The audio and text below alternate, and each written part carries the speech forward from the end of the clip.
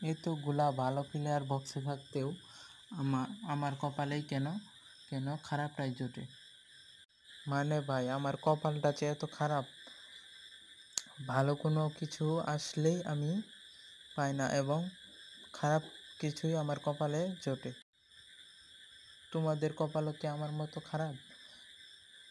এই কপাল নিয়ে গেম খেলা কেন? গেম থেকে বেরিয়ে যেতে মন।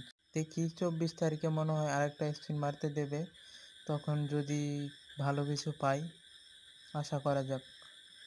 24 তারিখের অপেক্ষায় রইলাম, যদি ভালো কিছু জোটে কপালে। আশা করি কোনামি আমাকে 24 তারিখে ভালো কিছু দেবে, এর অপেক্ষায় আছি এবং থাকবো।